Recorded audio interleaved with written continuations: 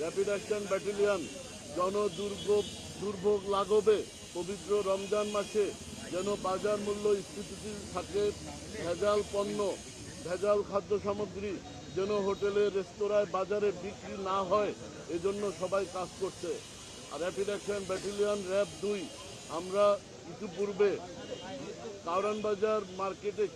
কাউরান বাজারে বড় মার্কেটে আমরা অভিযান পরিচালনা করেছি।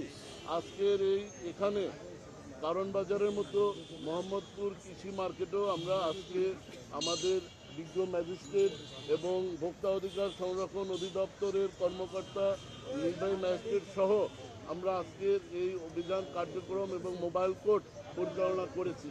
আপনারা জানেন, জন দুর্ভোগ লাঘবে নিরাপদ খাদ্য পণ্য নিশ্চিতে সরকার বিভিন্ন আইন প্রণয়ন করেছে। এই আইনগুলোর মধ্যে রয়েছে ভোক্তা অধিকার সংরক্ষণ আইন 2009, রয়েছে নিরাপদ খাদ্য আইন 2013, রয়েছে বিএসটিআই আইন, রয়েছে বিশেষ ক্ষমতা আইন, এছাড়াও পণ্য বিক্রয় আইন। প্রতিটি আইনে জনগণের নিরাপদ খাদ্য এবং ভেজালমুক্ত খাদ্য বিক্রির বিষয়টি নিশ্চিত করা হয়েছে। আমরা চাই যারা ব্যবসায়ীরা বাংলাদেশের ব্যবসা বাণিজ্যের মাধ্যমে বিকাশ লাভ করুক, কিন্তু ব্যবসাটা হবে ইমানদারির মাধ্যমে, ব্যবসাটা হবে আইনের মধ্য থেকে। সিন্ডিকেট, যারা বাজারে সিন্ডিকেট করেন, সিন্ডিকেটের মাধ্যমে, মজুতদারির মাধ্যমে কৃত্রিম সংকট তৈরি করে পণ্যের দাম বৃদ্ধি করে অবৈধভাবে মুনাফা অর্জন করে, তাদের বিরুদ্ধে আমাদের এই অভিযান। আমরা কোনো সিন্ডিকেটকে বাজারে কৃত্রিম সংকট করতে দিব না। বাজারে পণ্য মজুত করে পণ্যের দাম অধিক বৃদ্ধি করে অবৈধ মুনাফা করবে, আমরা এটা করতে দিব না। আপনারা কি বলেন? জনগণ ন্যায্য মূল্যে রমজানের আগে যেভাবে পণ্য পেত, রমজান মাসেও বরং আরও কম দামে পণ্য পাবে, এটার লক্ষ্যে জাতীয় ভোক্তা অধিকার সংরক্ষণ অধিদপ্তরের সারা দেশব্যাপী 100টির অধিক টিম বাজার মনিটরিং কাজ করছে। এই ঢাকা মহানগরীতে 10টির অধিক ভোক্তা অধিদপ্তরের মনিটরিং টিম বাজার মনিটরিং করছে। বাংলাদেশ র্যাপিড অ্যাকশন ব্যাটালিয়ন সহ অন্যান্য গোয়েন্দা সংস্থার লোকজনও এই বাজার মনিটরিং করছে।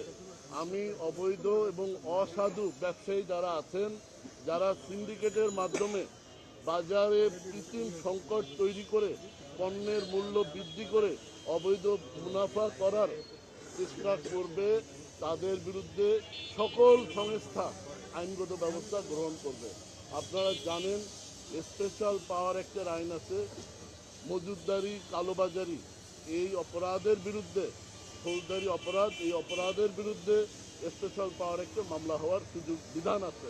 সেই অভিযান পরিচালনাকালে আমরা বাজারে যে অ্যানোমেলিগুলো পেয়েছি তার মধ্যে প্রথম ছিল যে বেশিরভাগ দোকানেই তারা মূল্য তালিকা প্রদর্শন করছিলেন না, যেটা সিও স্যার কিছুক্ষণ আগেই বললেন যে ভোক্তা অধিকার সংরক্ষণ আইন 2009 অনুযায়ী মূল্য তালিকা প্রদর্শন করা বাধ্যতামূলক। এবং কিছু কিছু দোকানে তারা কিছু মোড়কজাত পণ্য ব্যবহার করছিল, যাতে সেখানে পণ্যের দাম, ওজন, মেয়াদ এবং উৎপাদনের তারিখ উল্লেখ করা ছিল না। এছাড়াও কিছু দোকানে আমরা একেবারে অস্বাস্থ্যকর পরিবেশে ভেজাল খাদ্যদ্রব্য, যেমন ভেজাল গুড় বা এ ধরনের কোনো পণ্য আমরা তাদেরকে বিক্রি করতে দেখেছি।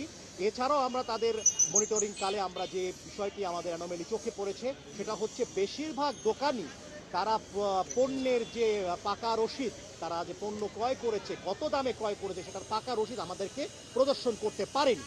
তো এ কারণে আমরা প্রথমবার, যেহেতু আমরা রমজান মাসে এসেছি, আমরা তাদেরকে সতর্কতামূলক আজকে 14টি মামলায় 14টি প্রতিষ্ঠানকে মোট 51,000 টাকা অর্থদণ্ড করেছি এবং তাৎক্ষণিকভাবে আদায় করেছি। এবং আমাদের সাথে বাজার কমিটির প্রতিনিধি উপস্থিত ছিলেন। আমরা তার মাধ্যমে সম্পূর্ণ বাজারে একটি মেসেজ প্রোভাইড করার চেষ্টা করেছি যে এই ধরনের অপরাধগুলোর যদি পুনরাবৃত্তি হয় পরবর্তীতে আমরা কঠোর আইনি পদক্ষেপ গ্রহণ করব। আপনারা যেমনটা জানেন আমাদের র্যাব দুয়ের সিও স্যার ইতিমধ্যেই বলছিলেন যে আমাদের সরকারি নির্দেশনা প্রতিপালনে র্যাপিড অ্যাকশন ব্যাটালিয়নের নেতৃত্বে এবং আমাদের অন্যান্য বিভিন্ন দপ্তর সংস্থার সহযোগিতায় পুরো বাংলাদেশ জুড়েই কিন্তু আমাদের অভিযান পরিচালনা হচ্ছে, যার একটি প্রভাব ইতোমধ্যেই কিন্তু আমরা বাজারে লক্ষ্য করছি। আমরা যখন আছে কাঁচা বাজার মনিটরিং করছিলাম তখন আমরা লেবুর দাম বা অন্যান্য সবজির দামে কিন্তু আমরা একটি পরিবর্তন লক্ষ্য করেছি, যেটা রমজানের শুরুর দিকে অত্যন্ত বেশি ছিল, সেখানে একটা প্রভাব আমাদের পড়েছে। আমাদের এই মনিটরিং কার্যক্রম এবং অভিযান নিয়মিত অব্যাহত থাকবে, পুরো রমজান মাস জুড়ে চলবে এবং রমজানে জনমনে যেন স্বস্তি আসে, তারা যেন ভোক্তারা যেন স্বস্তির সাথে তার পণ্য ক্রয় করতে পান সেটা নিশ্চিত করার জন্যই আমাদের অভিযান অব্যাহত থাকবে। ধন্যবাদ।